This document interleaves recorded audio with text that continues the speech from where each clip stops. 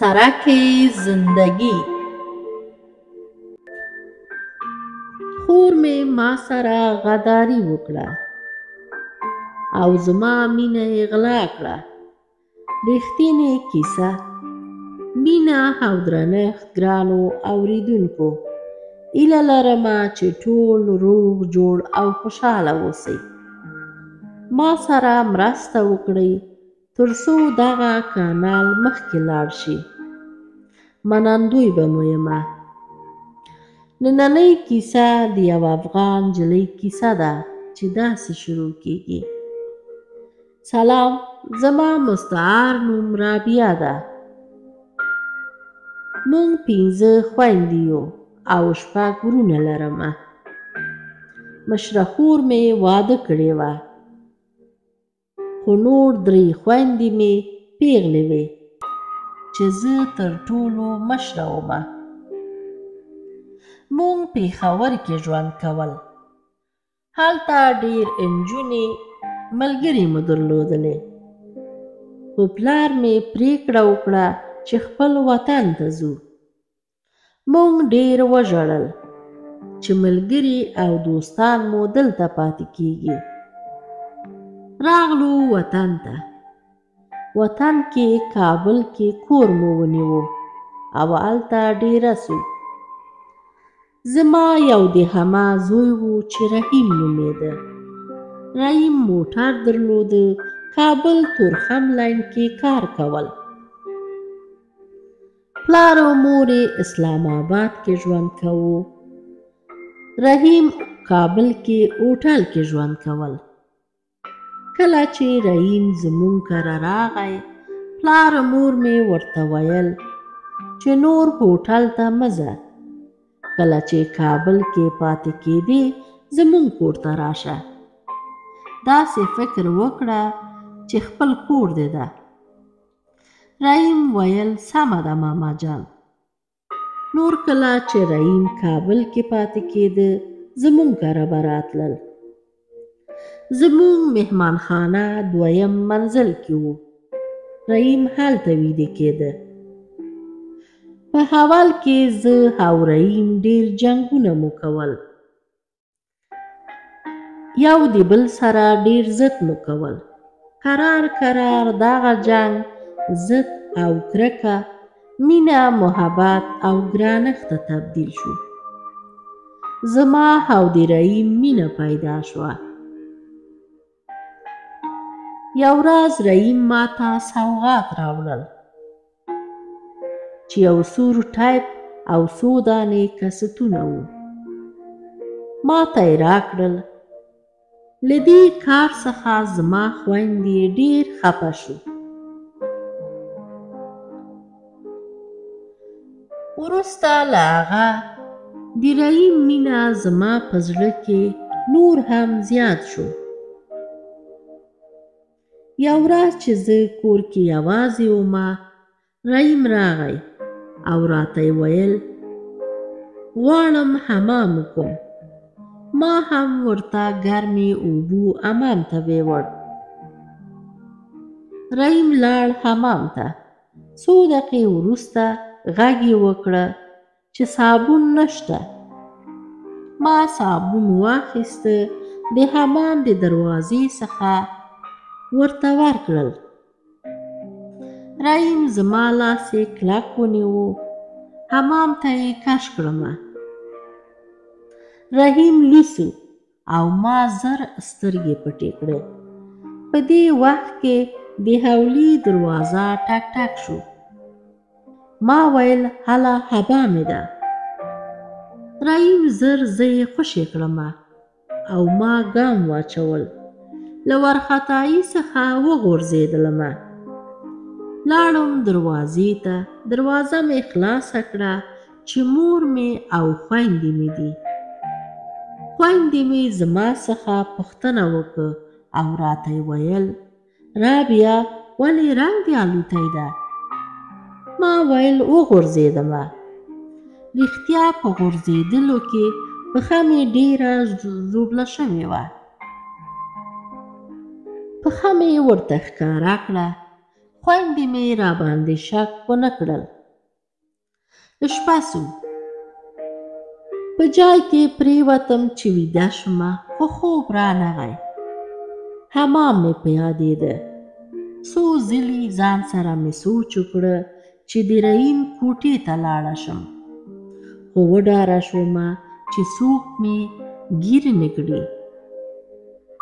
د رحیم کړکۍ ته متوجه سومه چې د رحیم کوټې څخه د چراغ رڼا راځي. ومې کته چې کله چراغ یې ګل او کله روښان شي. ووتلمه، کرار کرار زینو ته وختلمه چې رحیم زه یې په دهلیز کې ولیدلم، او راغی دهلیز ته. زه یې په غېږ کې ونیولمه. نور هېڅ پوی نه شوم. د سهار اذان غږ راغی. ما ورته ویل ابا مې اوداسه لپاره ووځي، ما پرېږده. لاړم کته شولمه خپل جای ته چې خویندې مې لا ویدې دي. سهار شو. هماغه ورځ زه له کوټې څخه هېڅ بیرون نه شومه، ځکه د رحیم څخه ډېر شرمېدلمه. رحیم راغی کوټې ته. ولیدل چې څوک نشته. راته ویل رابعه ته شپې ته راشه، زه غواړم تا ته یوه خبره وکړم. زه ډېر په سوچ کې شومه چې رحیم به ما ته څه ووایي. هغه ورځ هېڅ شپه نه کېدل، خو شپه سوه. کله چې ټول ویده شو، زه لاړم رحیم اطاق ته. رحیم ته مې ویل ووایه څه وایې؟ هغه ویل داسې نه ویمه، زما غېږ ته راشه بیا زه درته وایمه. لاړم د رحیم غېږ ته. خو زه او رحیم دومره په مینه کې غرق شو چې نه ما ورنه پوښتنه وکړه او نه هغه راته هغه خبره وکړه. سهار شو. بیا راغلم خپل کوټې ته. نور رحیم سره عادت شوې ومه. هغه شپه چې رحیم تورخم کې پاتې کېدل، زه به تر سهاره ویښه پاتې کېدمه. یوه شپه چې زه رحیم ته تللې ومه، خور مې چې اپسه نومېده له خوب څخه پاڅېږي او ګوري چې زه په جای کې نه یمه، ما لټوي او کرا کرا د رحیم کوټې ته راځي.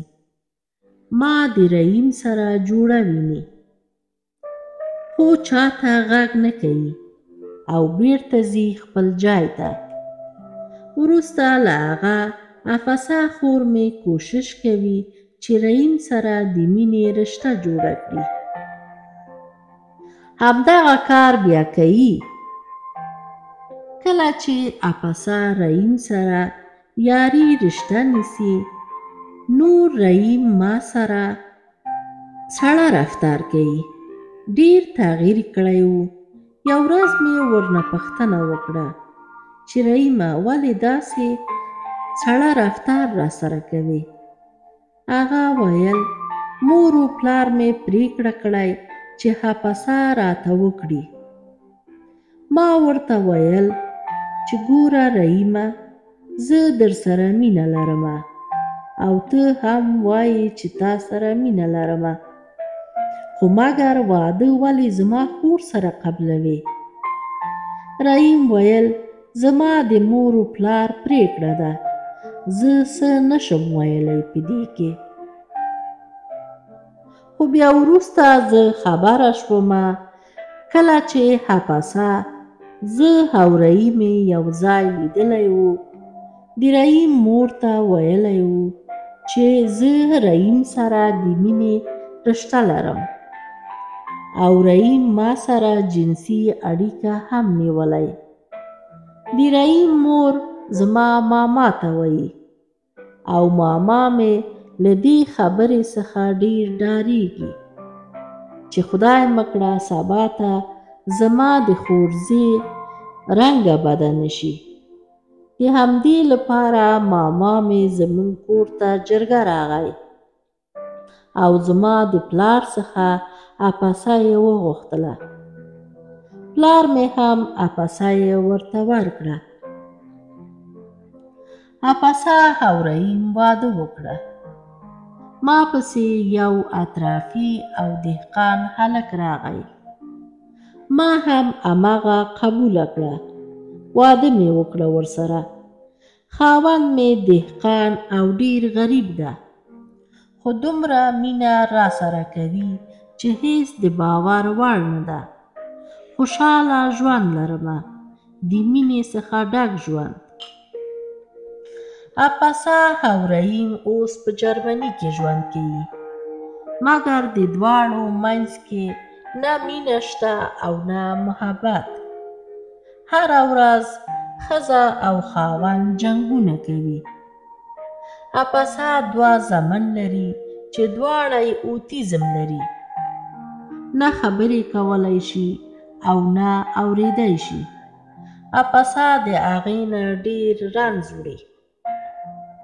دومره خپل د خاوند څخه کرکه لري چې اپسه په جدا کوټې کې ویده کیږي او رحیم په جدا کوټې کې. زه اپسې ته دعا کوم چې الله دې آرامي په نصیب کړي. دا و زما د ژوند کیسه. د کیسې پایله. ګرانو اوریدونکو، دغه کانال سبسکرایب کړئ، خپل ملګرو او دوستانو سره یې هم شریک کړئ. ما سره مرسته وکړئ ترڅو دا کانال مخکې لاړ شي.